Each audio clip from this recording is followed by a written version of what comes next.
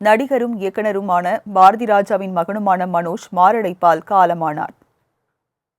தமிழ் சினிமாவில் இயக்குனர் இமயம் பாரதி ராஜாவின் மகன் மனோஜ் தாஜ்மஹால் படத்தின் மூலம் தமிழ் சினிமாவுக்கு அறிமுகமானார்.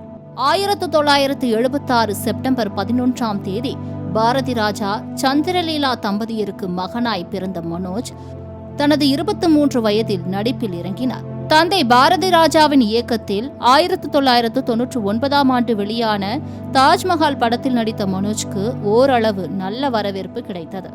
தந்தையின் மூலமாகவே முதல் வாய்ப்பு கிடைத்தாலும் தன்னால் இயன்ற அளவுக்கு நல்ல நடிப்பை வெளிப்படுத்தினார் மனோஜ்.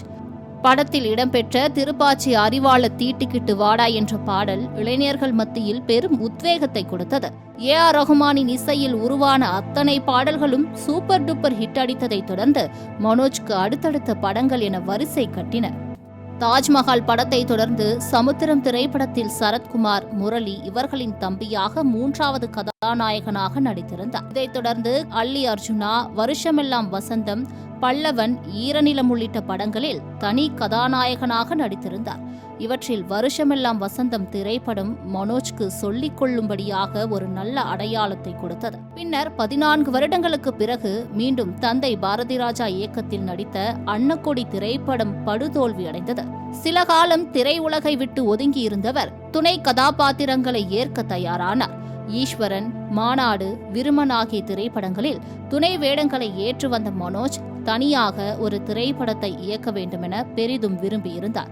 அதன்படி 2023ஆம் ஆண்டு மார்கழி திங்கள் என்ற படத்தை இயக்கினார். அதே நேரம் மனோஜின் உடல்நிலை அடிக்கடி பின்னடைவை சந்தித்து வந்ததால் வீட்டில் தங்கி சிகிச்சை பெற்று வந்தார். இதய நோயால் அவதிப்பட்ட மனோஜுக்கு கடந்த மாதம்தான் சிம்ஸ் மருத்துவமனையில் ஓபன் ஹார்ட் அறுவை சிகிச்சை நடைபெற்றது. இந்நிலையில் 25ஆம் தேதி மாலை 6 மணி அளவில் திடீரென மனோஜ்க்கு மாரடைப்பு ஏற்பட்டு அவரது உயிர் பிரிந்தது.